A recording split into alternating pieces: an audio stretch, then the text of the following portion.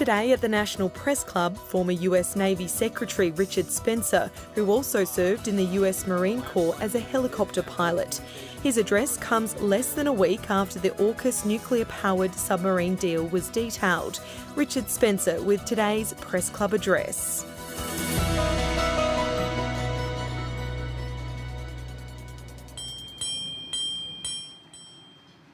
Good afternoon and welcome to the National Press Club of Australia in Canberra for today's Westpac address. My name is Andrew Tillett. I'm a political correspondent for the Australian Financial Review and Vice President here at the club. Our guest today is former US Secretary of the Navy and Global Chair of investment and advisory firm Bondi Partners, Richard Spencer. Mr Spencer, or Secretary Spencer, or Captain Spencer in his previous lives, was a marine aviator rising to the ranks of captain before switching to a career on Wall Street. In 2017, he became the 76th Naval Secretary. But like many officials in the Trump administration, his tenure ended in tears, sadly. Mr Spencer appears at the club just days after Australia, the US and the United Kingdom announced the optimal pathway for Australia's acquisition for nuclear-powered submarines, the AUKUS arrangement. You can follow the conversation on Twitter at PressClubAust or hashtag NPC. Everyone, please welcome Richard Spencer to the stage.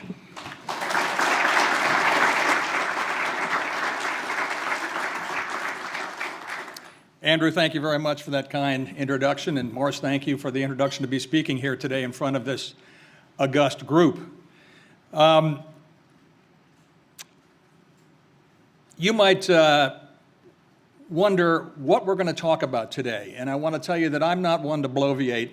I want to present to you my opinions and my ideas about AUKUS, and then I want to open it up to questions and answers because I believe that's where we're going to get down to the nitty-gritty.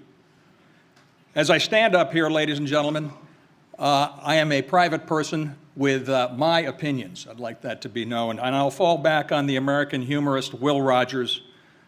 All I know is what I read from the papers, and that's my alibi. As Andrew referenced, I know you all know, earlier this week, leaders of Australia, the UK, and the United States announced the goals of AUKUS, a momentous step forward. A momentous step forward, I believe, in the correct direction to address the security of Australia and the Indo-Pacific region. I personally could not be more excited, not just about the headlines, about submarines, but more the impetus that AUKUS will provide for our coordinated efforts going forward in the critical areas that we all know we focus on. You might call them core areas. In the DoD, they're calling them tenets of technology. But let us talk about quantum. Let us talk about AI, biotechnology, rare earths, critical issues that we're all facing that we must tackle going forward. I'm a firm believer that there's so much we can do together. If I remember my time in the Pentagon, Jim Mattis had a couple of great statements, and one of his was, you know, we can't walk this path alone. We're going to do this with this great constellation of friends and allies that we have. And let me provide you the context for my belief. I was confirmed as Secretary of the Navy in August of 2017, and my first official outing was to be the guest of Ambassador Joe Hockey at the Embassy of Australia in Washington, D.C. It was a very memorable meeting for me for two reasons. One, I got to meet Joe Hockey and his lovely wife, and that blossomed into a friendship that ended up Joe and I being business partners together today. Two, the whole understanding I had of the relationship with Australia was crystallized because we were talking about the 99 years of mateship that we had, and it really brought it to a fine point. I'm an admirer of history, and any chance that I get, whether it be in the US or abroad, I love to talk about our relationship with Australia because you, Australia, provided your treasure, your men and women, to fight alongside us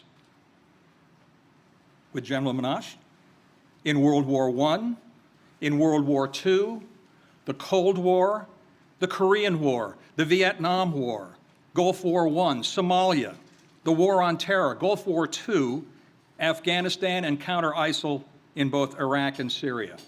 If this is not a relationship that is annealed in a crucible, I don't know what is. You, Australia, are front and center on the stage, and we will stand beside you with firm resolve like two interlocking bands of steel.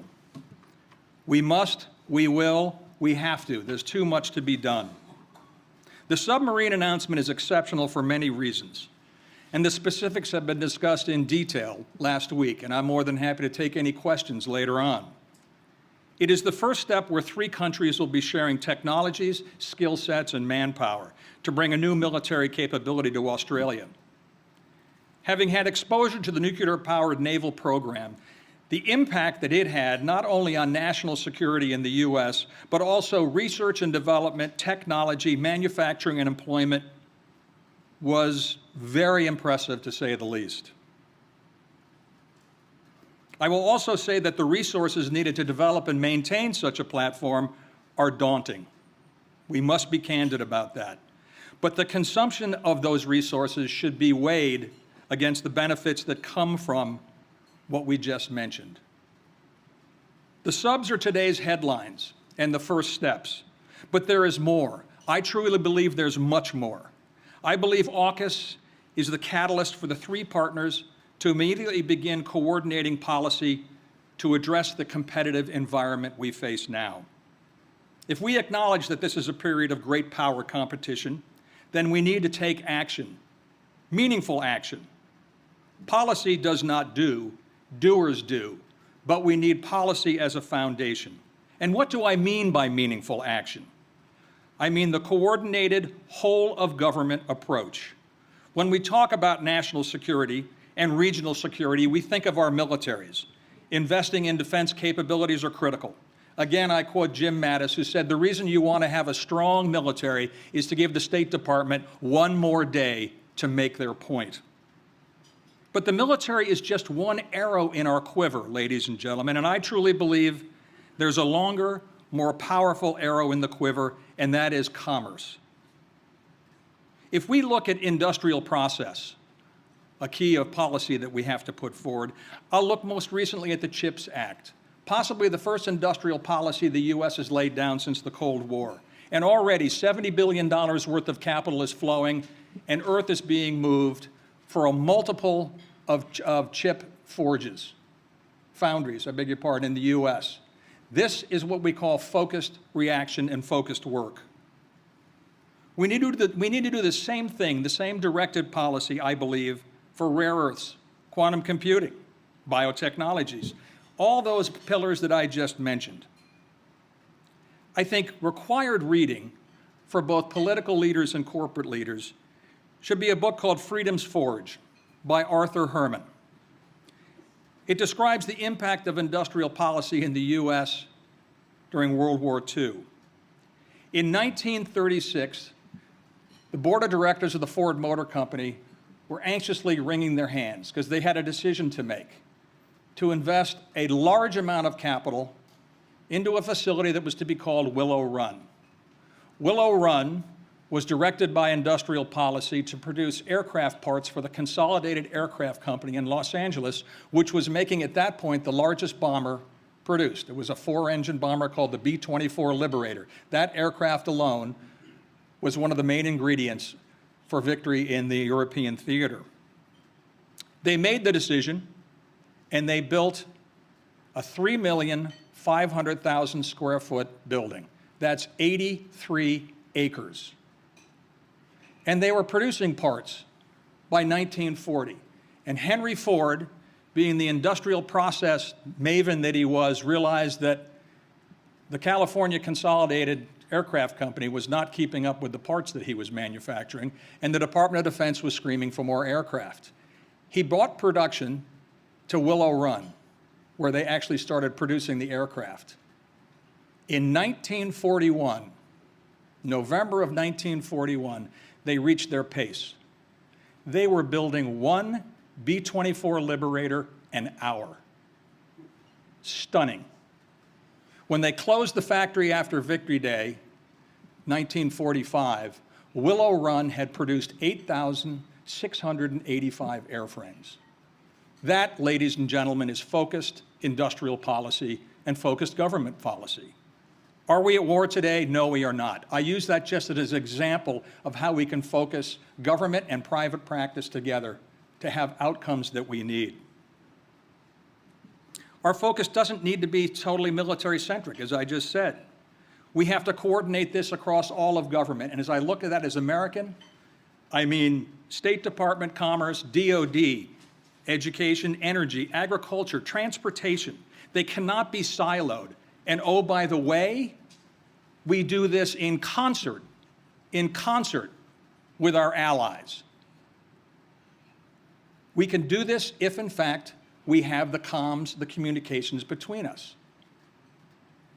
The recent Inflation Act, which addressed electric cars, was not a good example of how we should have done that. We should have been speaking to our allies and actually getting input, so everyone knew which way everyone was going, because we are in this together, and we have to be linked in our way forward. If we have the fortitude, and folks, I don't think we have a choice on this, we have to have the fortitude, it will take a tremendous amount of effort and thinking outside the box. Business as usual is no longer. But these efforts, combined with government and commercial efforts, would contribute to the regional security above and beyond the military investment. It would be a beacon for others to join the effort to compete. History has proven that allies and friends' commitments to each other only are strengthened through trade. So now we've entered this period of great power competition. Everyone seems to agree and use the term, but what does it mean? We see growing military budgets around the world. It's good stuff, specifically in the Indo-Pacific region. Everyone's responding to this concept of great power competition. But I propose, again, there's more to great power competition than military budgets, planes, and submarines. In light of AUKUS, we should embrace the competition. Not so much deny people technologies, our competitors. Let us compete, one-on-one, head-on-head. Our countries have not meaningfully faced off a competitor since World War II or arguably the Cold War. We need to get back into the weight room, folks. I know, speaking for the U.S., we're a little flabby in this. We have not competed. We've had salad days. Now it's time to put the shoulder to the grindstone. We also don't have the luxury of time, in my eyes. So urgency and agility are the operative words. We must provide the private sector the guidelines to compete. Knock down the speed bumps. And I specifically am talking about ITAR, to be very frank with you. When I hear that there's a concern about the Virginia-class supply chain in regards to AUKUS, that the supply chain will be stretched at 2 points a year, I have to pause and think about the Ford Motor Company and Willow Run. And then I get excited. Can we step up? Yes, we can, collectively. Will it be difficult? It will be very difficult. Will it involve governments to work together? Yes, it will. Will it take unflinching leadership and consistency? Yes. Sum that all up, this will be difficult. But the product of these efforts will provide security and a strengthened global commercial enterprise that will endear and endure for generations. It is sustainable. This, I believe, should be the actual goal of AUKUS. I'd be remiss if I didn't bring Winston Churchill into this conversation because we talked about World War II. I'm a kind of a data freak, and I like to have metrics of what success looks like. And on this, I think success can be framed by an editorialized quote from our great leader and statesman. Leave the past to history, especially as we propose to write that history ourselves. Thank you very much.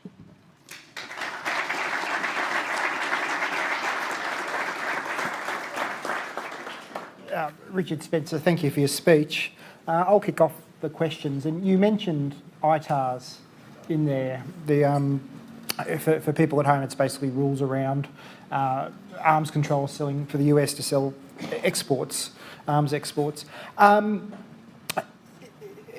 obviously America is probably quite rightly guards its safeguards its military technology and who it shares it with. But in AUKUS nuclear submarines, it's the most sensitive technology we're told that the US has. With Pillar 2, we're seeing things like hypersonics and other new weapons and at the cutting edge, which are equally sensitive. How do we sort of work through Congress in particular in terms of cutting through these ITAR regulations and ensuring that this technology can be shared with Australia as seamlessly as possible? It probably is the biggest speed bump that we have to overcome in light of my whole presentation, that we have to do this together, and I truly believe we do for many reasons. This is a firm example of 1 + 1 + 1 = 10. But I think you're seeing a change happening. I don't want to speak for Congress. This is just my observation of what's going on in members of the House Armed Service Committee, the Senate Armed Service Committee, HAC-D, SAC-D, in Congress in general. And it started with the Ukraine. We used to be very, very coveted of our data and intelligence, and we really started sharing it quite a bit. You've all reported on it, I'm sure, and you know of it. And that was kind of the beginning, I think, of the shift. I was very impressed when your Minister of Defense pushed the Secretary of Defense on ITAR. I think that push should become more of a shove, to be very frank with you. We'll do our work on our side. There's many people in the U.S. that want to see the ITAR regulations either eradicated or relaxed when it comes to working with our allies. Being in the venture business continually on a global basis, I'm hearing, Richard, we got a great technology, and the next statement might be from, I can't bring it into the U.S. because I can't get it out, or I don't even want to address it with the U.S. because ITAR is going to trip me up. I hear that and I go, my God, you have a technology we have to have in our portfolio. What can we do to get around this? It's been talked up, it's been pushed, it will be pushed.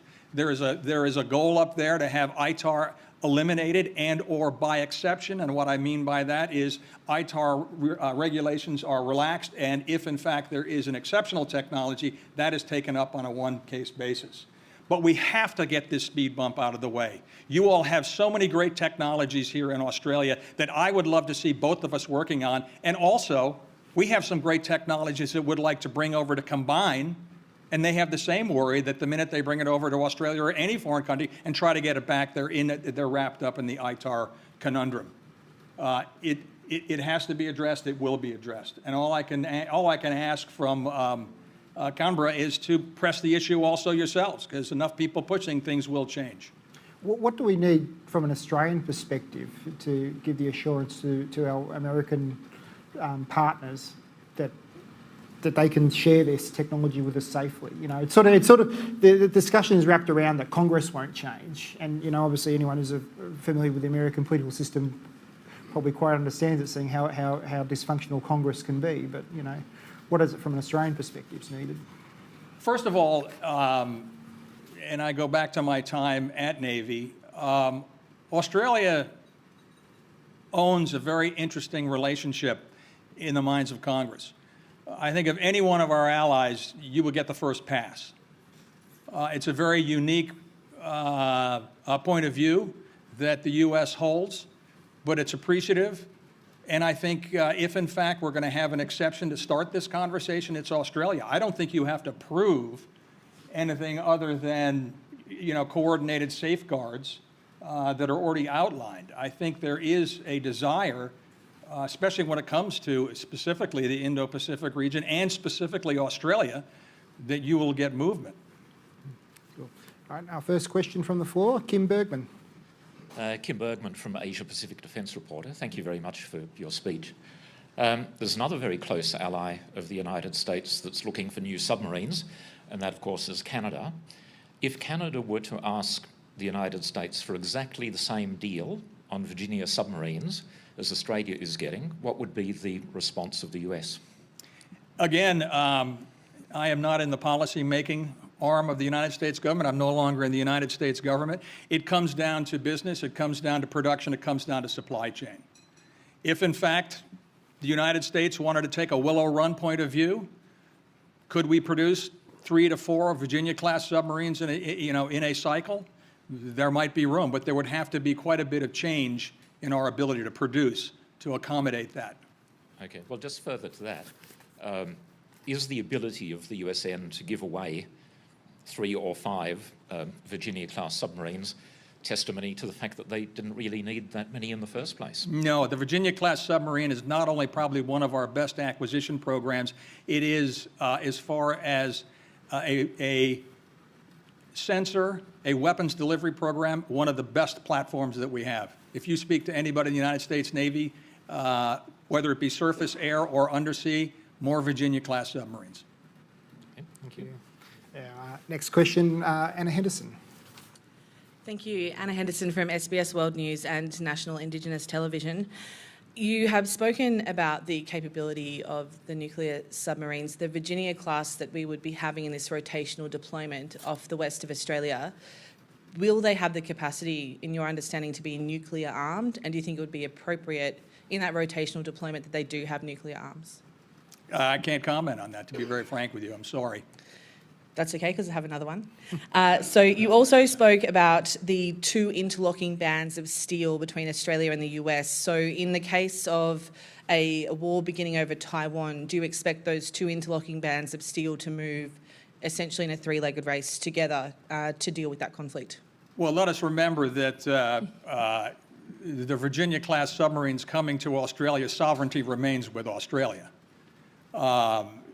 It would depend upon tactical deployment and the agreements between the 2 defense departments. When you look, though, at the broader context here, given that we are now so interconnected, sharing this technology and sharing our alliance in the face of China's power, what do you think is the likely outcome if Taiwan was to become a flashpoint for Australia? Let us, one, hope it never becomes a flashpoint, to be very frank with you. There is no good outcome on either side of the equation. I would hope that Australia is beside us. I can't look into the future and see what is going to happen, but I would hope you'd be beside us if, in fact, that's the path we take. I actually would like more opinions at the table when it comes to something about going to conflict.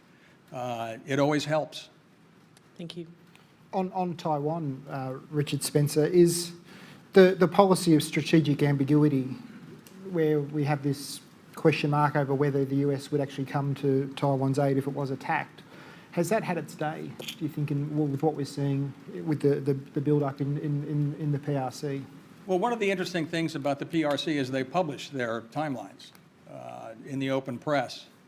Another thing to remember, and I truly believe it has applicability here, is if you take Sun Tzu's Art of War, the second credo is to basically own your adversary's assets without ever firing a shot. You look at the way China works: probe, react, probe, react, probe, react. Are they wanting, if in fact we talk about conflict with Taiwan, are they wanting it? Not at this point, I don't believe. Will they want it at some point? Hopefully what we have here in the solution of AUKUS is that projection of power is in fact a meaningful weight on the scale of making a decision. It certainly seems, though, I mean, when you see US military officials talk about the timeline getting shorter and things like that, it does feel that we are sort of moving more and more closer to the prospect of war, doesn't it? Well, you have to remember what the job of the military is. The military, and I mean this complimentary, it's a hammer looking for a nail. Their job is to be ready to fight. Their job is to be ready to fight tonight. So that is what they're preparing for, and that is what they should prepare for. And when you hear from them, that is the story that you're going to hear. But you also have other counteracting parts of government, such as the State Department, such as the Commerce Department, such as the Treasury Department, other tools that can be used in a situation like that. So balance out what you hear and where you're hearing it from. And again, I don't mean that to undermine the militaries whatsoever, but that is their job. Next question from Melissa Code. Hello, Mr. Spencer. Melissa Code from the Mandarin. You referenced counteracting parts of government which act in orchestra and in context of that hammer looking for the nail. Excuse me. And one of those being the President. In 2019, if we can return in the context of your history theme. Albeit brief, yeah. Yes. You wrote, after your tenure ended, that the command influence of Mr. Trump had negative implications for military justice and the rule of law, but it could be said that volatility and that style of leadership also has implications for geopolitics and a relationship like AUKUS. Can you tell us whether the right changes have been made to prevent something like that negatively impacting something like the AUKUS agreement in future, and whether the US has learnt that lesson? That's a terrific question, and it's very observant. I would say since January of the great problem that we had in Washington, a lot has been learned, a lot has been observed.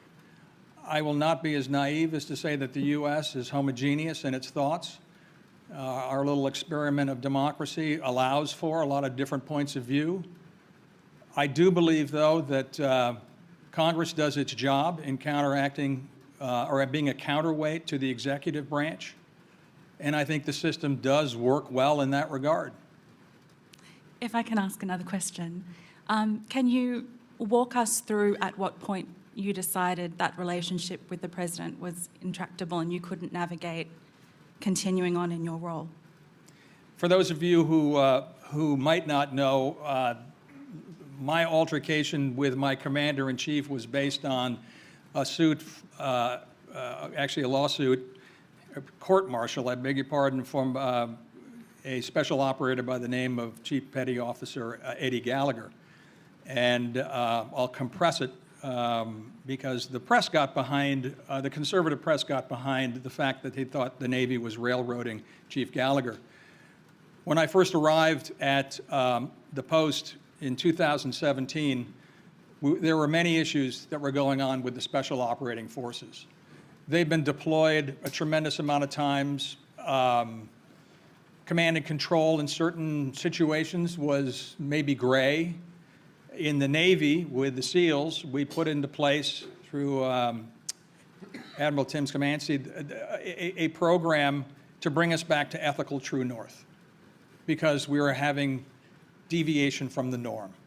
And what I mean by deviation from the norm is you let something go by because it's a small issue and you're 4 degrees off center, and everything still works. And then another issue, which is a little more grievous, bends it 7 degrees off north, and you go, oh, we're still good. Well, sooner or later, you're 90 degrees off and the arrow breaks.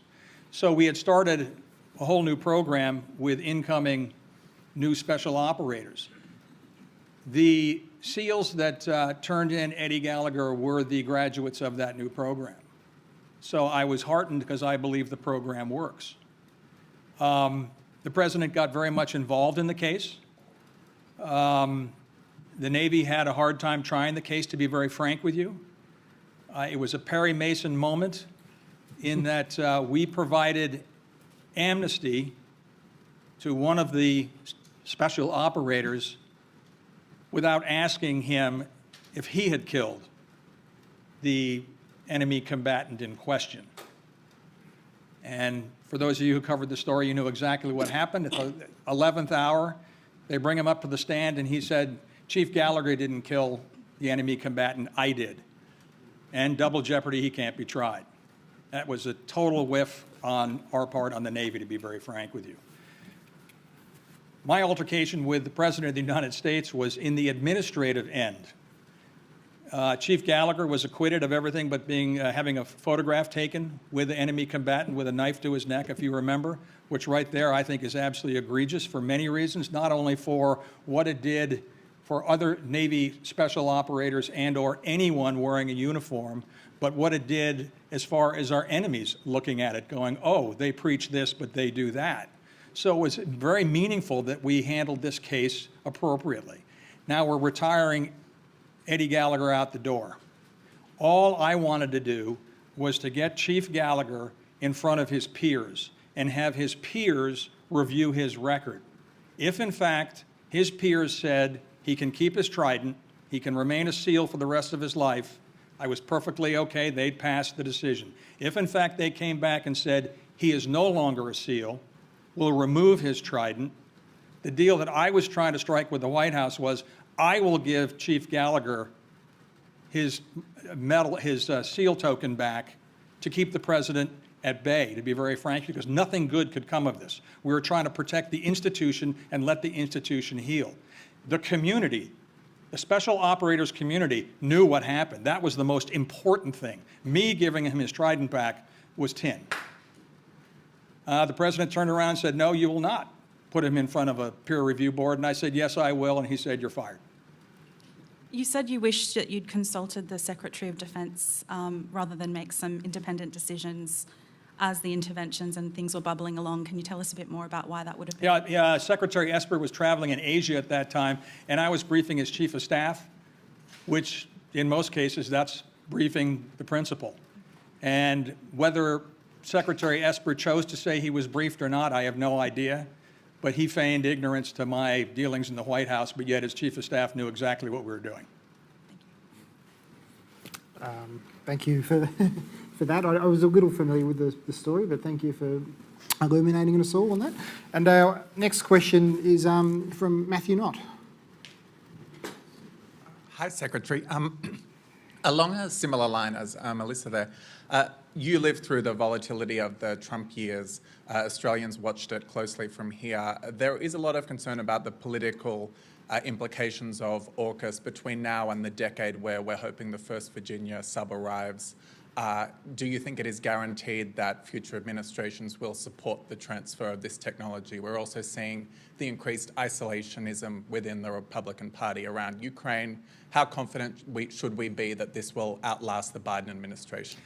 That's a great question, and this is why I believe there's so much more to AUKUS than the submarines. Joining forces now in a competitive, to answer competition can only strengthen the permanency of it. I will never second guess the United States Congress, but I truly believe that there is an understanding about the competition with China that is bipartisan, or nonpartisan, I should say.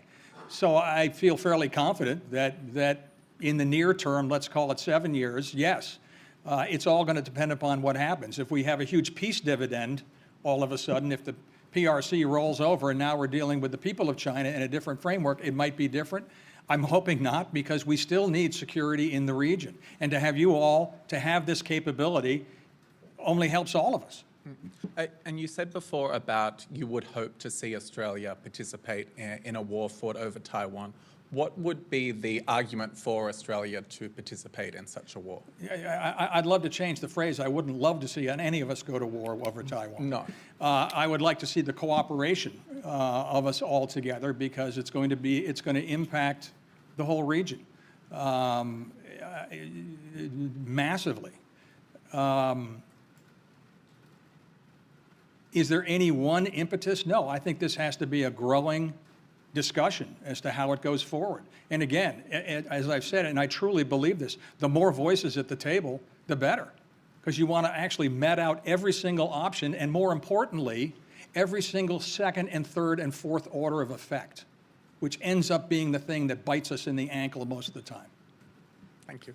Can I just go back to Matthew's first question there about, I guess this concern about if another Trump-like figure becomes president and it puts a cloud over AUKUS. What needs to actually be done to sort of bake this in the American system? And it's not just about if Trump or someone like him comes back, but also too we see sort of, all through this process, there were suggestions that the US Navy would perhaps not be so keen to share nuclear submarine technology.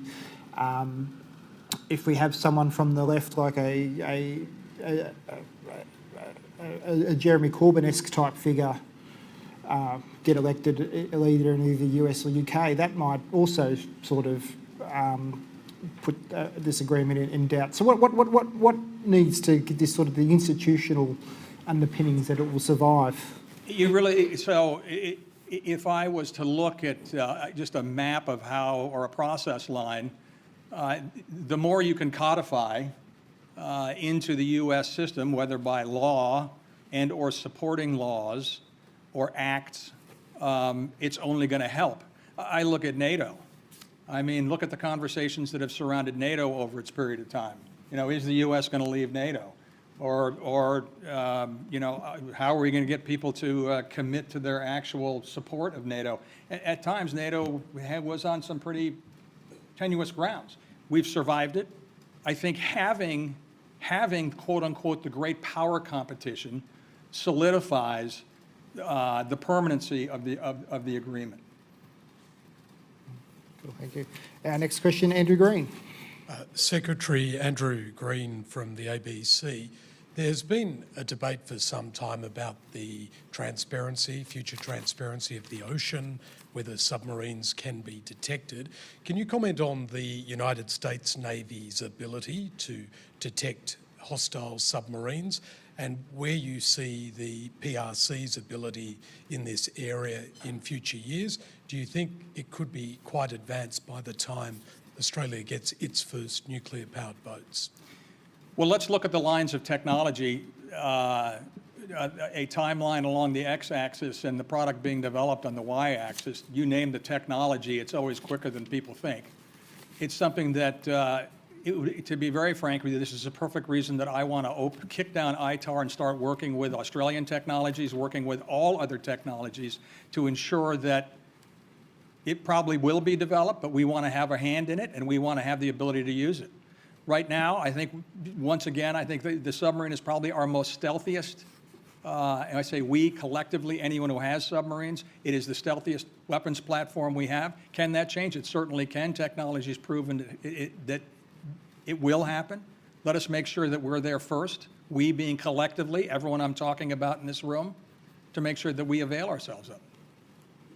And on another topic, there's been considerable discussion of dual crewing, mixed crews going into the future for Australia. There has also been, from senior officials, discussion of joint operations or combining the forces operationally. How far can you see that happening? Do you think there could be resistance within the US system or even in this region in the Pacific? I'd like to see it happen yesterday. I mean, the fact that you have teams already in Charleston going through the training program is great, and they're in the upper 30% of the class, I was told. But we have to have that. We have to have that tomorrow. We can't do that quick enough. This is what I'm talking about. It's no longer business as usual. And I have a great respect for the Chief of Naval Operations, Mike Gilday, and I know he's running an enterprise. But you know what? We got to start thinking outside of the box to accelerate this, to ensure that we are sharing, we are learning, and bring the curve closer to us. No, you know, we can't afford to sit here and battle administrivia. We have to get to the goal. Next question from Daniel Hurst. Daniel Hurst from Guardian Australia. One of the threads running through the questions has been about Australian involvement in a future potential conflict. I want to come at it from a slightly different angle. You mentioned the various conflicts since the Second World War that Australia and the US have stood side by side at.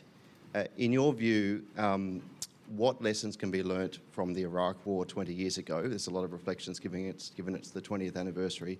What at its core went wrong there with that decision? And should it give Australia pause for thought about signing on to US strategy? So if I was to say, as Richard Spencer, what I think the problems were, is something I referred to earlier.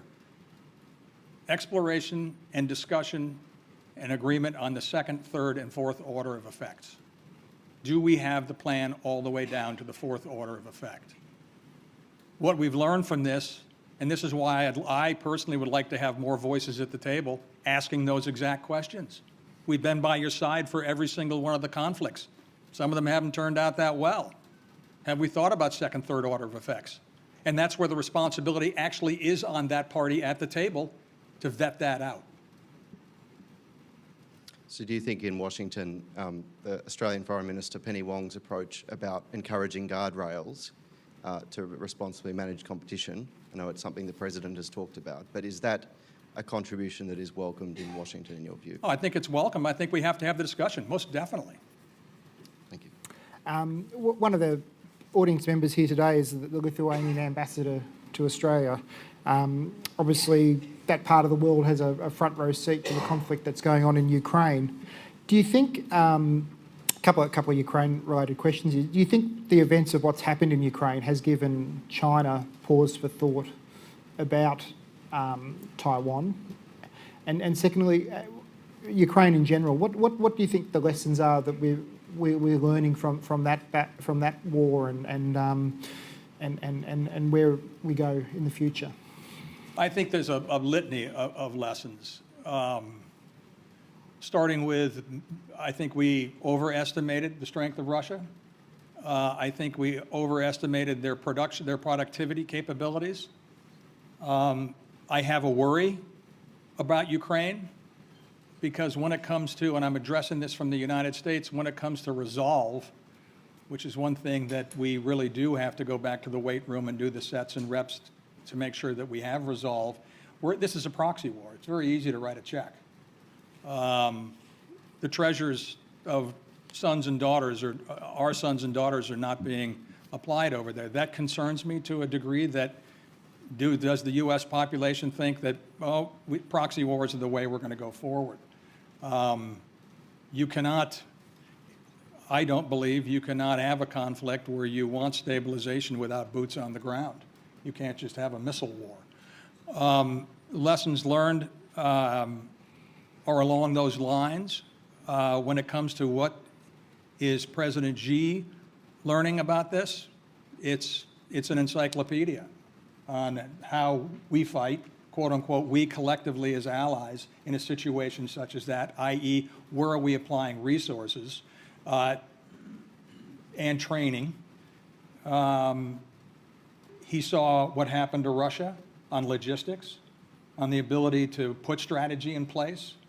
I think they're learning a lot. Your point about it can't just be a missile war and needing boots on the ground. So what does the West's response there need to be there? Do we need to send in Western forces perhaps to help support the Ukrainians? Again, I'm not that close inside the Department of Defense to know what the strategies are per se. I can tell you that all I know is what I read in the paper, and right now we're not sending people in there. Next question, Dominic Gianni.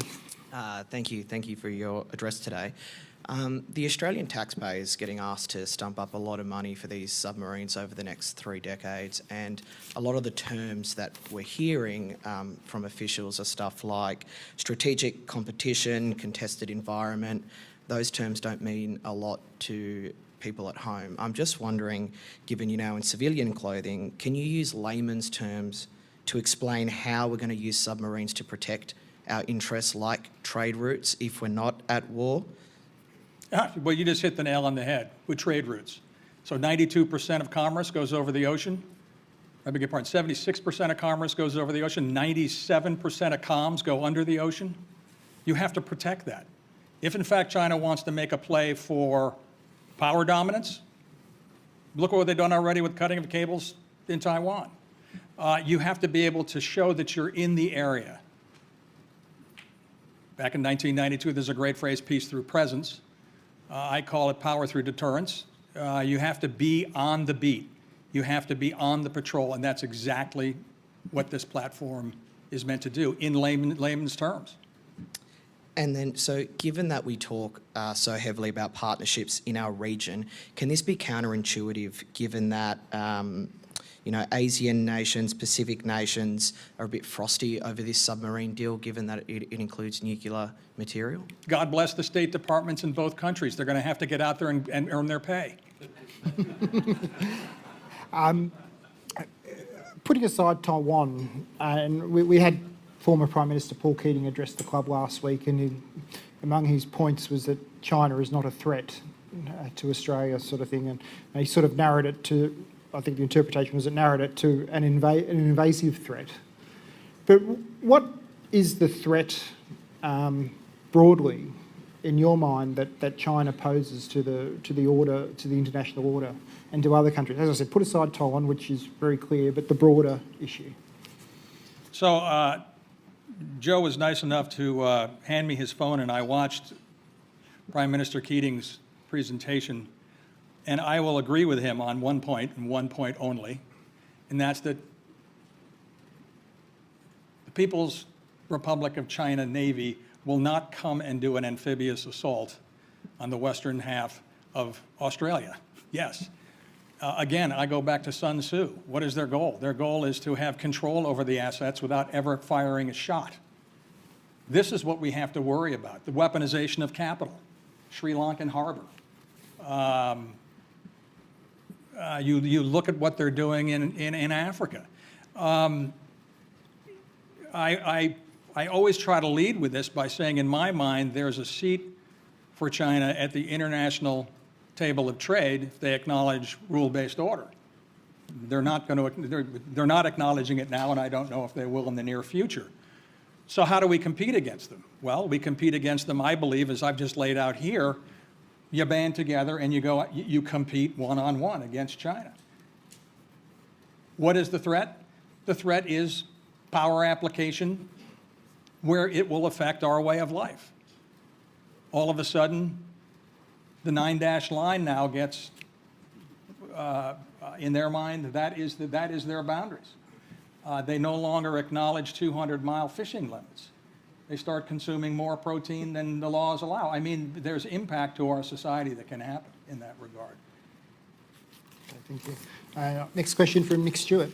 Nick Stewart, Canberra Times. Can I follow up Dominic's question? The majority of our trade, the enormous majority of our trade is with China.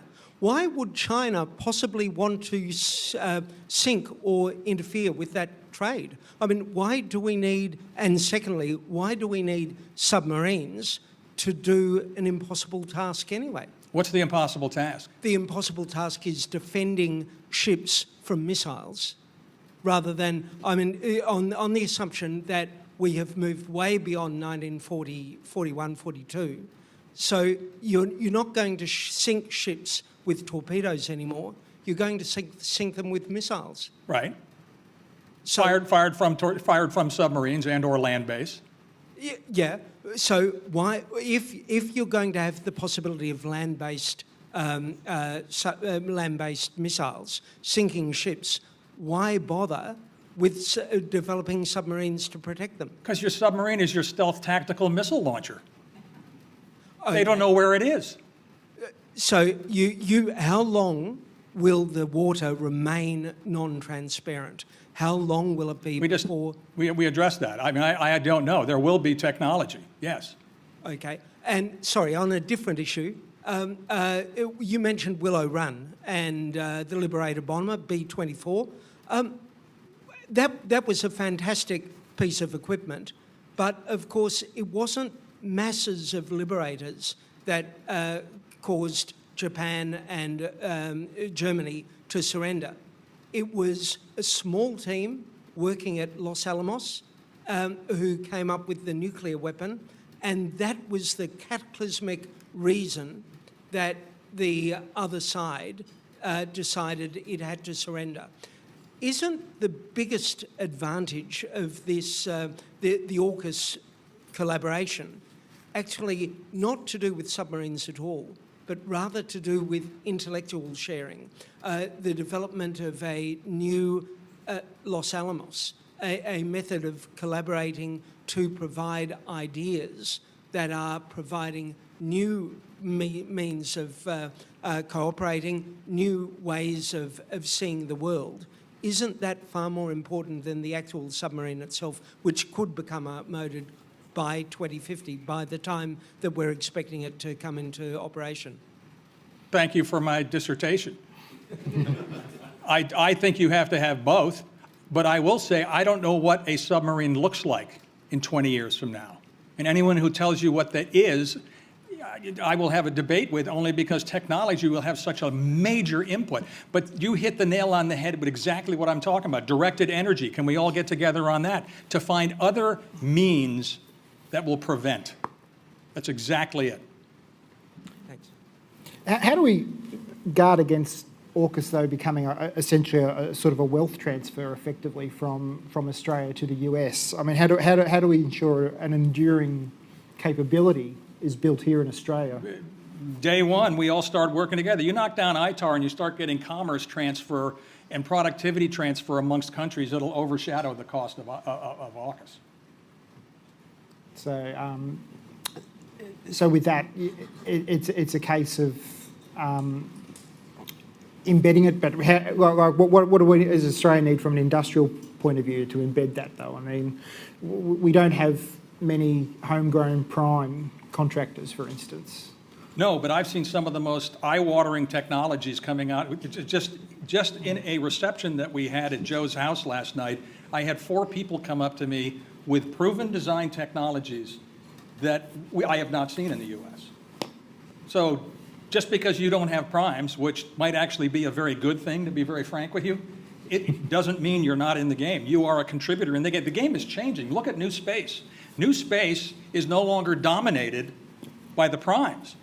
You can go out and send a satellite up in the air right now. That is a beautiful thing. And we should be doing as much as we can together to make sure the cost of that and the ability of that increases. Or a Chinese balloon, perhaps. Our next question from Tony Melville. Tony Melville, the Director of the National Press Club. You talked about boots on the ground, but there have been so many developments with drones. This broadcast is largely done with drone cameras behind and in front. Apologies through the couple of cameras in the room. In keeping the port of Odessa opened, it was partly kept open with the use of the unmanned surface vehicles. US Navy, possibly under you, has ordered a whole bunch, and this is terrible for the voice-to-text, of AUKUS unmanned drone submarines, ORCAS. Where do they sit alongside things like the AUKUS submarine? And, in your conversations, as I said, boots on the ground versus unmanned vehicles where no lives are at risk, the flying drones, the undersea drones, the surface drones. What's the balance there? So they're all additive. That's the most important thing to understand. They're all additive to what is in there on a legacy basis, and as legacy platforms time out or become less effective or less capable, your new technologies are taking their place. But right now, AUKUS, as an example, is a developing technology that would work right alongside with the systems that we all have collectively as allies. And that's the way to view it. When I talk about boots on the ground, it's more once the kinetic action has stopped, how do you actually control the situation?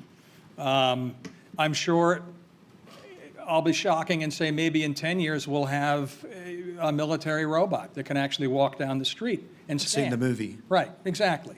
I mean, we think that's amazing. Well, when I watched, Star Trek, they talked about the ion thruster. We have ion thrusters now. I can't look that far into the future, but all the additive technologies we're talking about now, to be duplicative, are additive.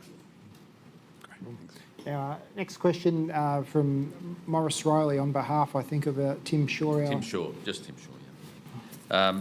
Tim Shaw's the director of the club. Thank you for being here today. China is a sovereign nation with a right to expand its military material as it sees fit, particularly navy and submarine assets. This raises concerns for the United States and its allies. Who is capable to begin the long journey of détente in 2023? Remember when former presidents used to play that role to settle tensions?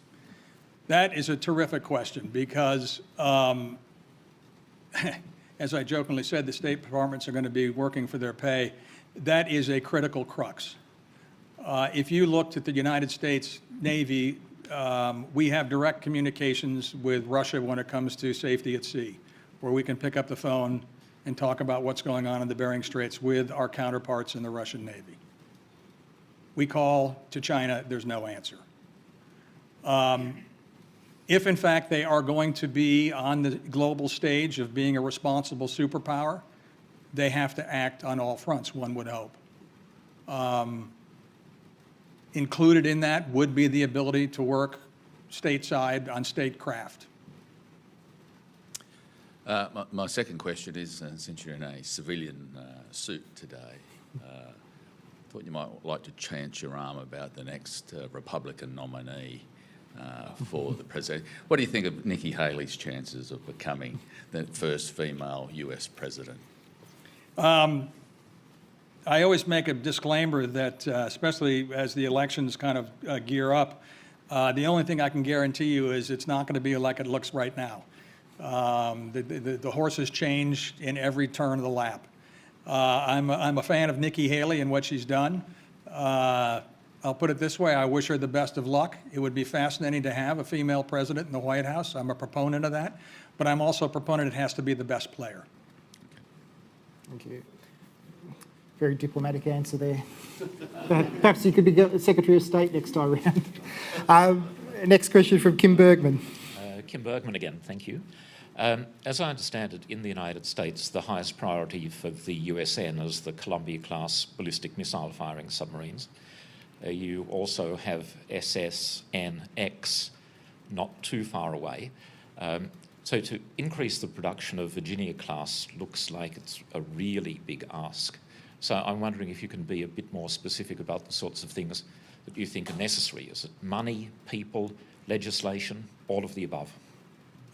It's always money, but right now the DOD's awash in money.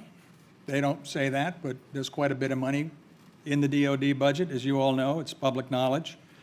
You're spot on. There's a lot on the Navy's plate.